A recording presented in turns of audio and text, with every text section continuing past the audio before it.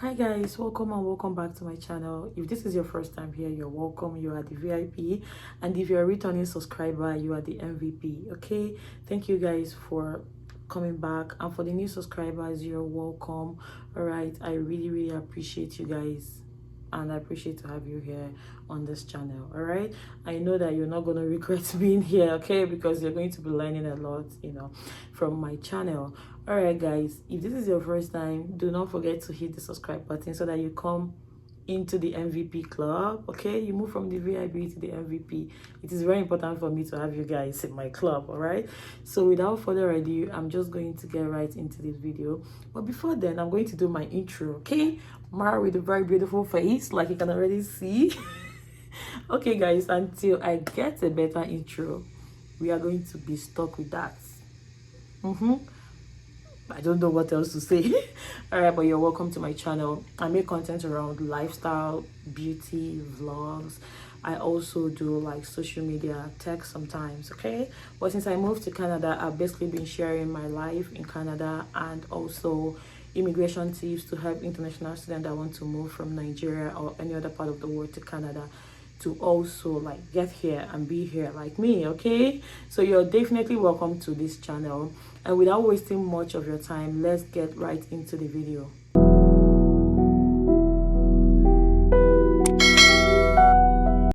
Following the last immigration videos that I've put out, most of the comments or other questions I've gotten is, Mara, can you share your personal statements? Mara, can you share your personal statements? And I'm like, you guys are family now, just ask. And I don't have a problem sharing my personal statements with you guys. But before then, I'm going to say, please do not copy my words exactly, because they are peculiar to me, they are different to me. Okay, I always say that people's experiences and journey is different, so it's just like to give you an understanding or a framework what to expect or what you are supposed to do. Okay, don't just copy my words, because it might not exactly fit into your course or what you're presenting or the image you're selling to the immigration officer. So always do make sure to just take the ideas and do your own research to kind of strengthen your own application and have a unique and beautiful personal statement, if you know what I mean. All right, without further ado, I'm just going to give a brief disclaimer. Okay, I'm not an immigration agent, neither am I an immigration consultant. Everything I share on my channel is based on my own experiences of others, and of course research. You guys know that I've emphasized the importance of research in this channel for so long. You guys, you have to do your research and take everything I say with a pinch of salt. Is that what they say? Yeah, just take it, as an advice, and then do your own research. And when you marry all these things together, I believe you will always come up with a better statement of purpose or any other document that you need to put in for your visa application. Before I go on to talk about personal statement or statement of purpose, I always want to assume that someone watching my video is new or doesn't even have any idea what personal statement or even some document that you need for visa entails. So I always like to give a brief background or definition of what any topic I'm tackling is all about, so that it just gives you an understanding of what to expect as we advance in this video, and of course when you go ahead to write your own personal statement. So personal statement is just a letter to the immigration officer that is going to be handling your application, your visa application. It is just a letter to him or her saying, I am coming to Canada for this. It is just you basically selling yourself to this immigration officer that doesn't know you, that haven't seen you before, that doesn't have any reason to let you come to Canada. But when they read through your personal statement, they see some things in you through your personal statement. They see some potentials and things that they feel like the Canadian society might need. And that is the only time the immigration officer would approve your visa. That being said, I would love to say that for Canadian immigration, there is nothing like physical appointments or physical or one-on-one interviews. Everything just strictly happens online. So everything you're doing and your personal statements should be very powerful, because that is where you are selling yourself. Sell yourself high, don't sell yourself low, because this person doesn't know you, this person haven't met you before. Okay, it is only through your personal statement that they will be like, oh yeah, they will get to know you and determine with other documents that you've put in if you truly deserve to be in Canada as a student. As always, I always like to section my videos. This video is going to have 2 sections. In the first section, I will be telling you guys the basic information that is expected in your personal statement. And in the second part, I will be reading out my personal statement to you guys so that you have an idea of what it should be. And bearing in mind that this personal statement is the same personal statement that gave me my visa in 10 days. So I'm letting you hear it so that you would understand what you are expected to do in your own personal statements. So let's get right into the first part of this video. In the first paragraph of your personal statement, you are expected to introduce yourself. This person doesn't know you, so you're supposed to have like a background information about yourself. Tell the immigration consultant what your name is, where you are from. All right, when we get to my own personal statement, we are going to read it so that you see how I tabled it. But you are supposed to have the introduction of yourself in the first paragraph of your statement of purpose. In the second paragraph, sometimes in the first, depending on how lengthy it is, you are going to have the academic background, what you've done in the past, what academic histories do you have.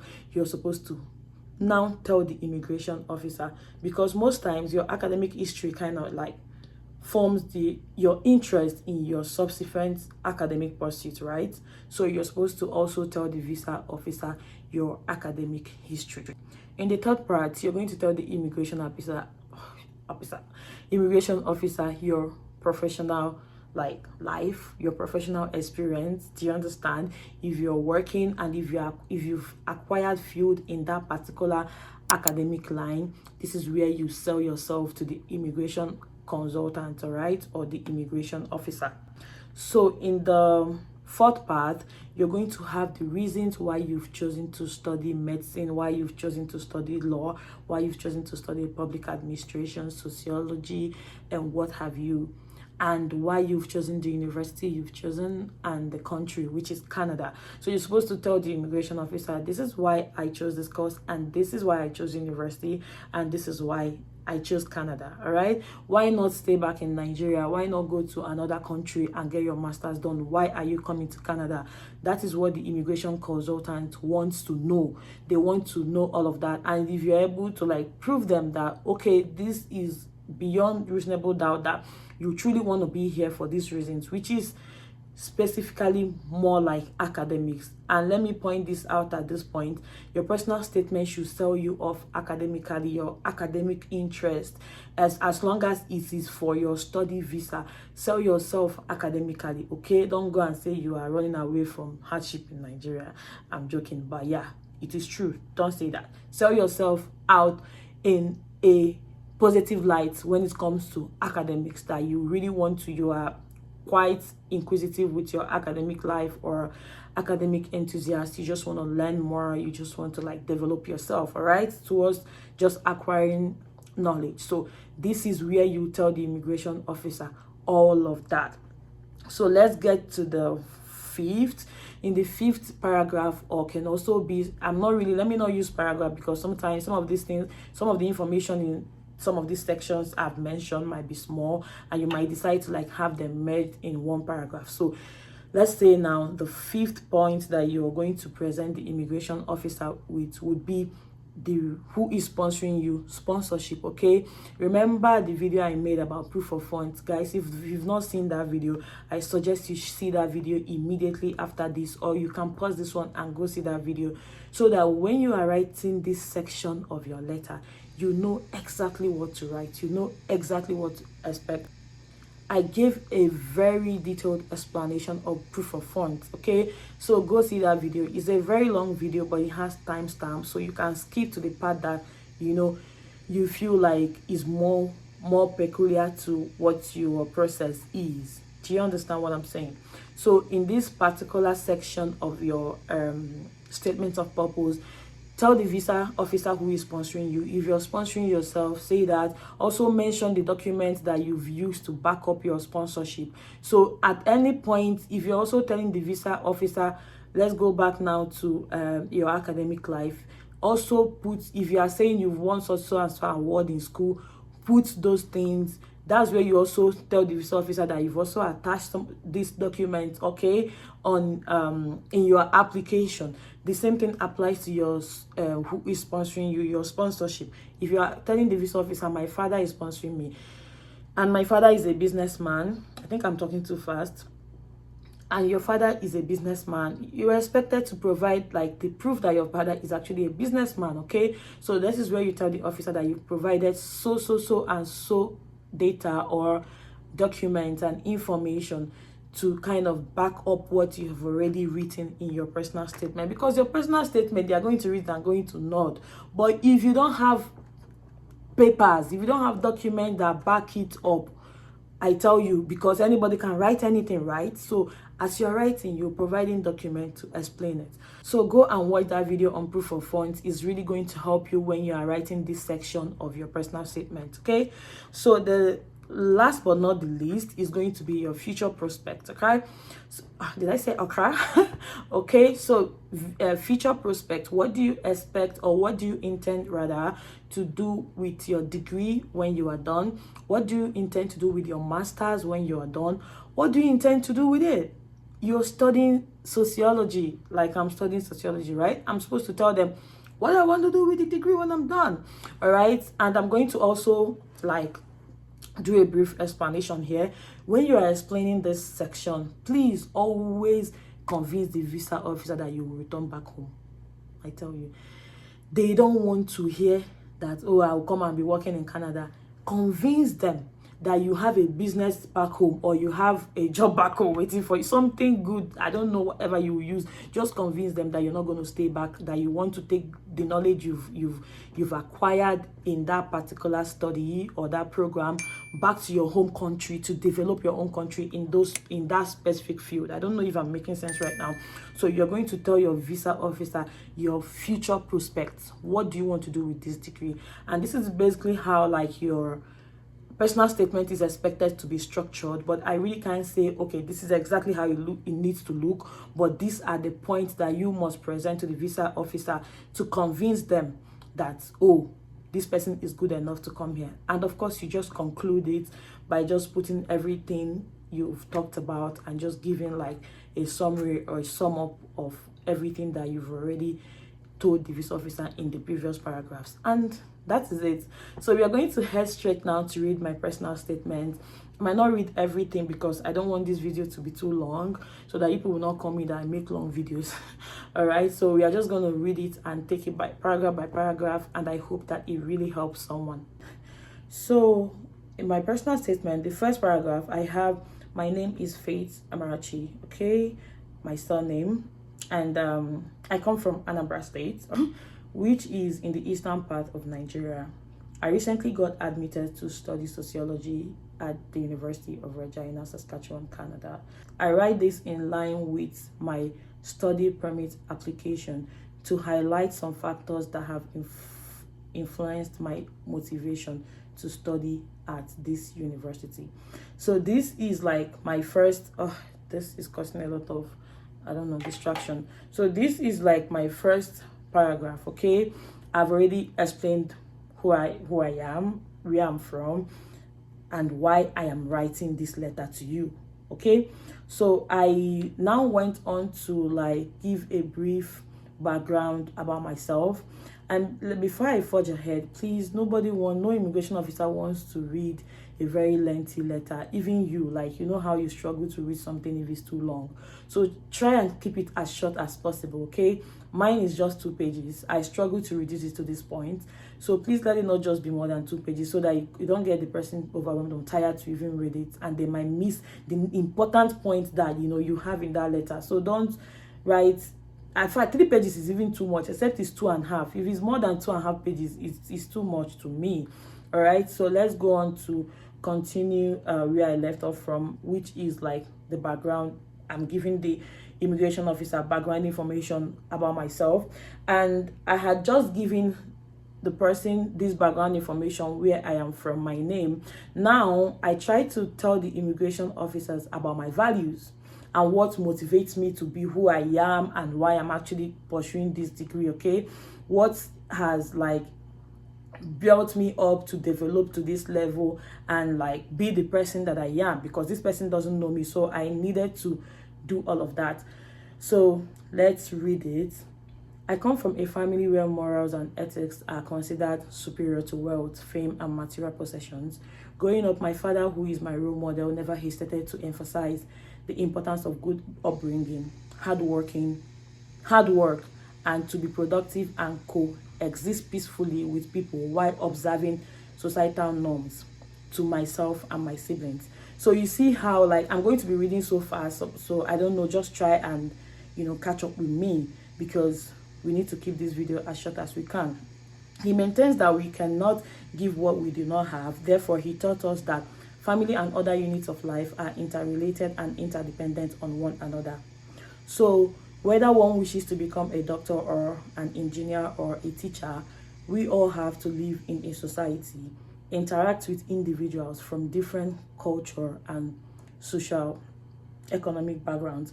And remember, I am trying to write this to fit into the course I am going for. I'm studying sociology, which is basically like, let me give like the simplest definition, understanding of social structures, right? So now I'm trying to like tell the immigration officer how I have like built this kind of developed interest in sociology, following like how my father would, teach us how the society kind of relates for people to coexist peacefully, which is one of the core values, or one of the core interests or area of sociology. So know what you are going for and streamline your statement of purpose to that specific course that you're going for. So let's continue. Okay, so I studied history and international relations for my undergraduate degree at my university in Nigeria. Okay, that's basically it. So I just told the immigration officer that following this norm and these values that my father had, put in us as little kids growing up till we became teenagers, right? That this kind of fueled my desire to actually, have interest in humanities and the society. Do you understand why I'm telling this story now? Because of my course. So at this point, I've already merged my background and also my academic history. So the next paragraph, the next line I'm going to read is going to further explain what I mean. My first degree and other personal, environmental, and professional factors helped multiply my interest in humanities and further reflected in my active involvement in services and leadership positions all through my academic journey. All right, so here now I also sold myself to the immigration officer. And if you have any awards or anything that you've done in your undergraduate or your degree, anything that kind of like elevates you academically, this is the point where you mention it. Not to brag, I had a first class in my undergraduate degree in Nigeria. So at this point, I wrote it. I told the immigration officer, oh, this was why I was able to make such grade, because I've had interest in this. All right. So that is just it's all about, like, I don't know. That's just the first paragraph, me selling of myself. And in the second paragraph, I now try to explain why sociology, why Canada, okay, and the several other reasons that have influenced me to actually choose to study in Canada and not any other place. All right, so I'm just going to also read through it and see if you pick one or two. Canada is a multicultural country that gives international students an environment to thrive and learn. It is one of the safest places in the world, with very minimal crime rates and cases of racial discrimination, which offers me a friendly atmosphere to study and interact. Statistics also has it that Canada has one of the best social welfare packages for its citizens, residents, and above all, suitable for vulnerable people. Over the years, I have watched several documents. I perceive Canada as a best environment to associate my training and education with. I have admired the system for so long, and now I wish to acquire the knowledge to help my country, Nigeria, as there are no adequate social welfare capacities here. Like, I was writing from Nigeria, okay? So I was telling the immigration officer, just trying to praise Canada. Like, these things, this information that you're hearing me read, I got them off Google, okay? I just researched, things about Canada, and I did not copy, okay? You don't have to, you don't copy anything. I just like put all these points together and made sense of them, and I was able to create this. So at this point, I praised Canada, and in the second part, I also like praised University of Regina and why I picked University of Regina. I also told University of Regina to be good to me, that I've been actively interested in this school for so long. So you have to really convince the person that, oh yeah, you're actually interested in this, okay? So now I went on to also talk about my professional experiences in Nigeria. I don't think I want to read this out because it's so long, okay? But then in Nigeria, I used to have co-host an NGO show or something like that with some of my friends, and I brought that in, okay? I've done quite a number of things that I feel like kind of lined up with this degree or master's degree that I was going for. So I just kind of also told the immigration officer that these are the things I've done in Nigeria, and I want to come back to Nigeria to continue that NGO that I had started with some of my friends, okay? Because this was the closest thing close to me, my own professional experience, apart from doing my own business, and stuff. So this was one thing that was very close to the course I was going for. So I used it to sell myself professionally to the immigration officer. I don't know if you guys get, I don't want to read it, but this is typically what I wrote here. So in the conclusion, I'm just going to read out the conclusion too, and we call it a day. So concluding this personal statement, I wrote, finally, my greatest long-term goal is to be an excellent social environmental contributor in my home country by growing my youth initiative called Evolution 360. That's the youth initiative I own with my friends that I told you guys about. I want to be able to help people in making the best social, political, environmental, psychological, and mental decision to better our society. Do you understand? In the final part of my conclusion, I wrote that I pledge to follow all the rules and regulations of Canada if I am given the visa to study in Canada, right? So I don't know, this is all that I have in my personal statement. It's quite simple and quite, if you understand everything I've already talked about in this video, and you kind of marry it with my personal statement that I've read out to you guys, I'm pretty sure that you're going to come up with a very, very strong personal statement that is going to, guarantee your visa.